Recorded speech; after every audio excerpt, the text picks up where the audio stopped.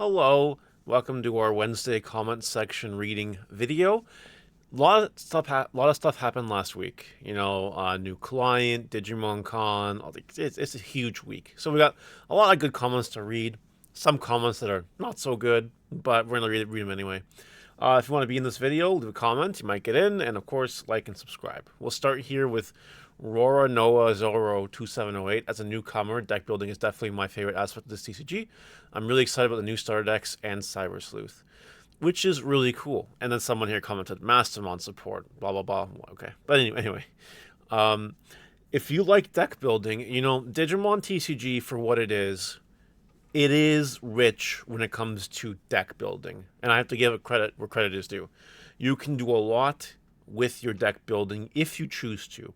You can go super cookie cutter, and that's okay if you choose to do that. But you do also have the ability to go really in depth and be a nuanced deck builder in this game, which is very nice. So I'm very happy for you. Go here to Jared Murdoch. If Bandai was smart, they would open pre-orders and not limit it. It would kill the scalper market and make Bandai a ton of money. From a business, I do agree with this. Yeah, that's that. Why wouldn't they? But it doesn't appear that they're going to reopen it again. I don't know. Maybe they will. That'd be cool. But yeah, it's kind of cool. Wing King. I don't think or know anyone that thought that Digimon TCG was dying. So, like, everyone, not everyone, but a few people commented. Like, you know what? Ignorance is bliss. And if you don't know anyone that thought that, that's great. To be clear, I don't think anyone should be talking about this ever again. At least for the next couple of years. Like, it shouldn't even be a topic of conversation, hopefully. Stay off Digimon Facebook groups. Stay off a Discord Facebook group, Discord Digimon groups, because you might find a few people in there that have some strong opinions. Though I do think that this news is so good that even those strong opinions should be eliminated. Honestly, this is Uprising. New good ban list check. Mobile client check. New games and anime check. Multiple card sets like names check. Introducing new formats to play like Pauper, check. They seem to be delivering on most of what the community has been asking for. Sure, more events would be nice, but they have been doing so already. It's probably going to continue to. We just have to be patient. With all the stuff they announced for us, I think that's the least we can do for them. This year is going to be sick for Digimon. W Bandai. And, I do agree with this comment. They have announced a lot. Bandai is showing they're willing to put in the effort. And that's really all that we can ask for. At least they're doing something, which is better than nothing. Like 2024. That year felt like nothing. 2023 also felt like nothing. But 2025 seems like it's going to be different, which is good news. Shelby Ramen, I strongly advise against selling dragon cards. I see those bosses getting in the 60s eventually. The deck is strong enough to warrant buyouts. Now, again, Invisimon, but I'm going to be real. When it comes to calculating when to sell something, it is interesting. And the reason why, like, for example, I'm a store, okay? I will usually sell things if they explode. Why? Because I want to really, really, really make the money. So, like, for example, Volcanodramon right now, alt art is sitting at 30, while the alternate art is still at 13. And maybe this one go up a little bit more, but like $30 is insane. It came down from 37. I guess it's 33, whatever. It was really, really up there. Now, not so much, right? Like, I'm having trouble moving my one singular copy that I had. But, like, if I'm a store, right? And I bought these when they were, like, what, under $10 each? Sure. I'm not going to wait to see if they turn 60. I'm going to sell them and make like $1 million profit. Not $1 million profit, but you know what I mean, right? You already made the right choice by choosing to invest in a single. Ride the payoff. If it gets to 60, it gets to 60, whatever. Is that a big deal? No. You should be happy with selling it while you can. It's the same with the stock market. You'd be surprised the millions of trades that have occurred where people got greedy and then it backfired on them, right? Don't be greedy. Just take the bread and move on with your day. If it gets to 60, it gets to 60. But if it doesn't, then you don't have egg on your face. Pat VX1, Heavy Metal was vaguely decent. I was under the impression it was a really bad. Any pointers to a good example deck list? My YouTube membership. I'm going to remember to upload it, hopefully before this video goes live Wednesday. So if you want to be a YouTube member, it's there. That's my plan. I'm going to remember to upload it. I hope. Copium. If not, you can call me out on it. King Vike. Justine Shaku would get some support as two main characters had them as partners, so I do think getting those cards makes sense. I think we're referring to Hacker Memory, and if so, that's great. Maybe you want to invest in those Justimon cards. As weird as that. I don't think I've ever said that before. But maybe you should. I don't know. Legend. Dude, I'm always behind on what to buy. Whenever I go to buy what I end up needing, it's already blown up. I'm going to give you a really good piece of advice. You should watch my market watches. Like, seriously, just buy them. Sorry, just watch them. And then you'll know what to buy before it's too late. I have no other suggestion for you. Unless you want to learn to do the work yourself, which if you honestly want to do that, that's probably more useful to you anyway than my market watches. Because I only cover a dozen to 2 dozen cover cards per video, usually. If you want to watch and you want to learn, watch and learn, and then you will be rewarded for sure. Ashes Fall. Wow, what another terrible video. Couldn't even get through 3 minutes of it. Now, I love this guy. So I... where do I even start here? I have a lot of people, not a lot of people, but there's a group of people, both online and in person, by the way, who are normally quicker to tell me that this guy comments than I actually see. And then we laugh about it because it's stupid and dumb. So anyway, one of them convinced me to actually ask this question. Why do you watch it all? What's the point? Just curious. I didn't come up with that. I'm going to be real. I'll be honest. And then Ashes Fall, he responds, I try to support everyone in the Digimon community by watching their videos, even by my avatar. I don't know why you said even by my avatar. It's kind of rude. But your constant doom posting, wrong information, terribly created videos are such crap, I can't even watch them. Now, the irony is that he commented this on a video that he would have had to watch to some extent. It's funny. Anyway, Shelby responds, and I appreciate Shelby having my back. And going and saying you're dumb and wrong. But, you know, I'm going to try to be professional about this. And I actually have a response, like a logical and helpful response to Mr. or Mrs. Ashes Falls. And I'm going to give you an example. Out of all the foods in the world, I am not a picky eater. I can eat and enjoy basically anything. The one thing, though, the one food that I just cannot do is yogurt. Regular old yogurt. You know, something about the texture and the taste with the texture and sometimes the smell, like gag worthy. I just cannot do it. I cannot eat yogurt. Just can't. Okay. So, let's say that I decide to buy some yogurt and eat it. I'm going to consume yogurt from a yogurt making company like Ashes here consumes content from Mario's Gaming World company. If I hate the yogurt and I can't eat it, am I going to write a letter to the yogurt company saying how shit their yogurt is? No. You want to know why? 2 reasons. 1, because I know it won't do anything. But 2, I'm just not even going to eat the yogurt in the first place. It's not even going to be a conversation topic. Why? Because I know I'm not going to like it anyway. So I'm not going to choose to consume it in the first place. So that's my advice. He comments here, sometimes on the videos, and even on the Digitalks podcast with Varney, he commented on that video too. And we got a kick out of that one too.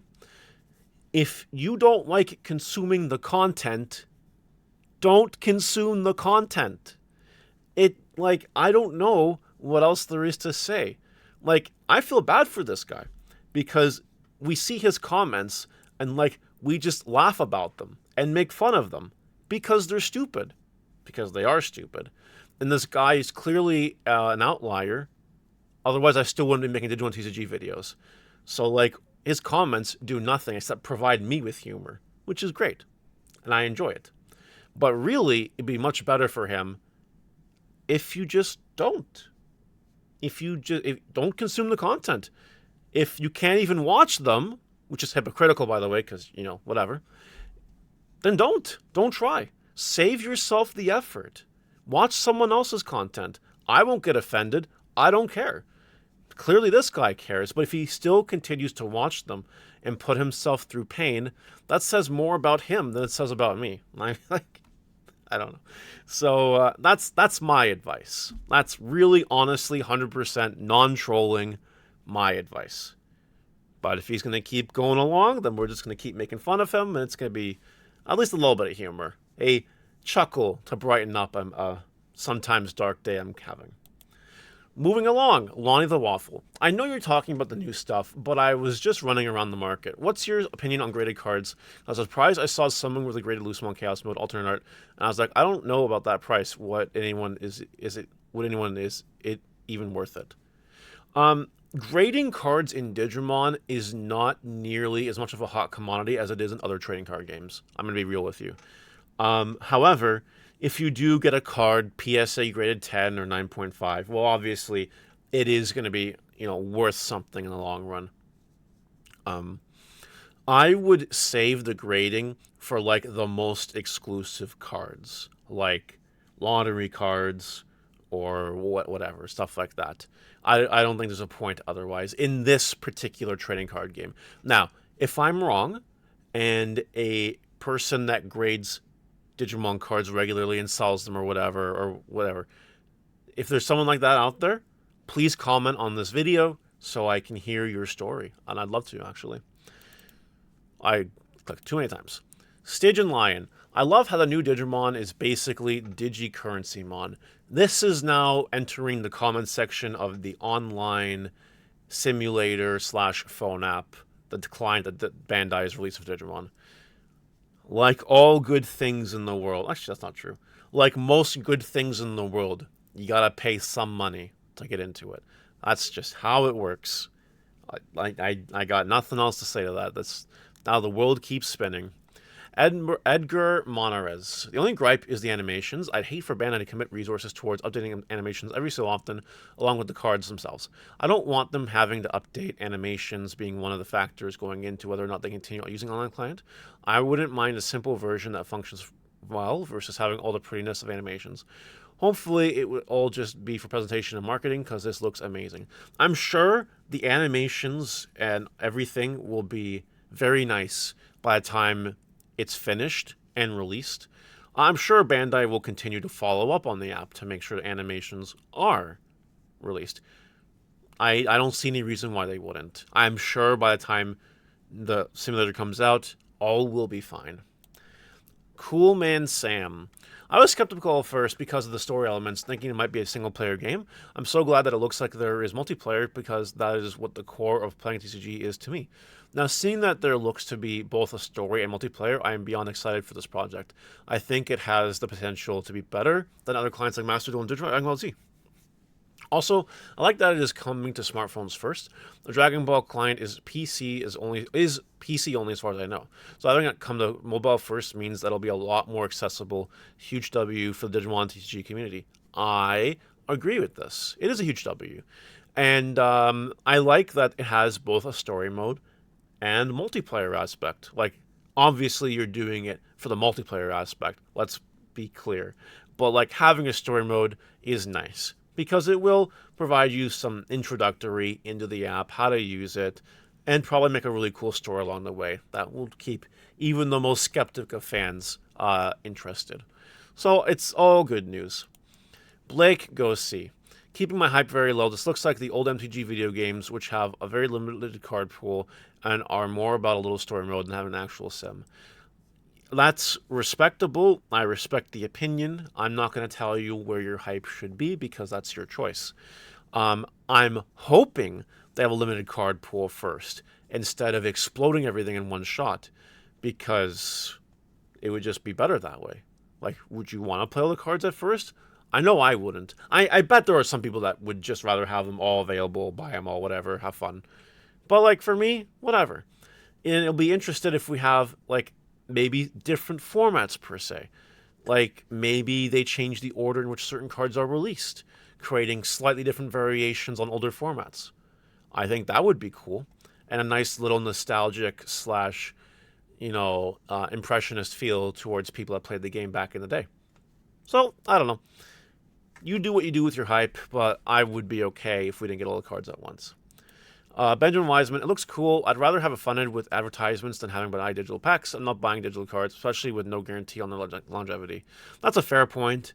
And it is going to be free to play to some extent. So, like, that's fun. That's fine.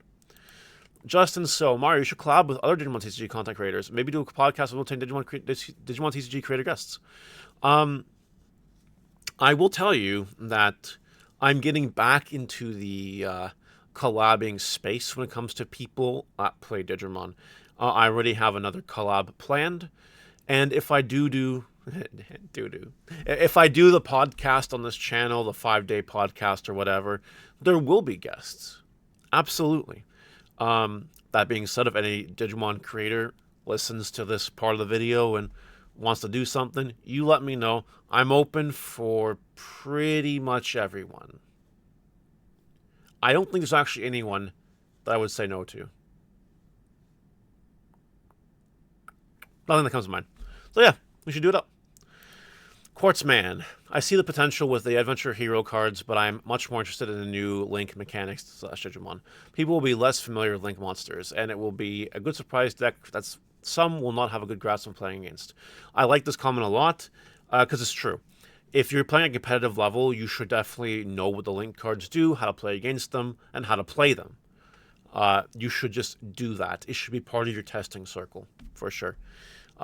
In our testing group here locally, I do have a person who is going to spearhead the links. And he's going to learn them, memorize them, come up with the combos, become a master at it. So that when we test the Adventure and the Hero cards or anything else against him, he will be, a good opponent to test against. I fully agree with this comment.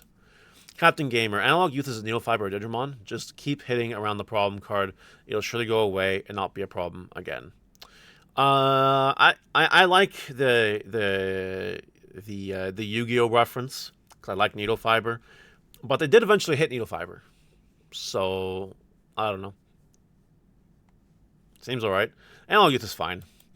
Soldier First Class, me driving to work, listen to Mario talking about driving to work. Why are you psychic, Mario? That's a good question. I don't even know.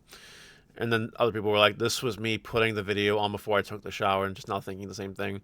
Literally started pooping on the toilet, of course. And then dude responds, me showering while shitting myself on double special. It's important to get a laugh in once in a while.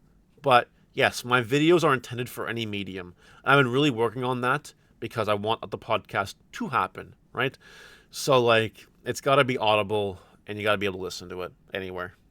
Anywhere. Noah Gellman. Eaters are the antagonists in Cyber Sleuth. A bunch of squiggles eat up Digimon and human data. The Royal Knights try to stop them, mostly fail, blah, blah, blah. They get defeated. This leads me to another thought, though. The other day on a video, I was talking about how if you know anything about Hacker's Memory, you should invest in the cards that are relevant to the game because you'll probably get rewarded for it.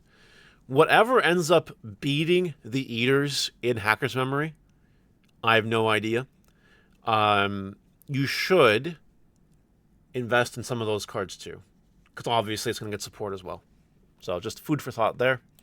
Lost the File TCG, honest question. I know that you are very advocate to in-person tournaments and that online ones led to cheating and all that.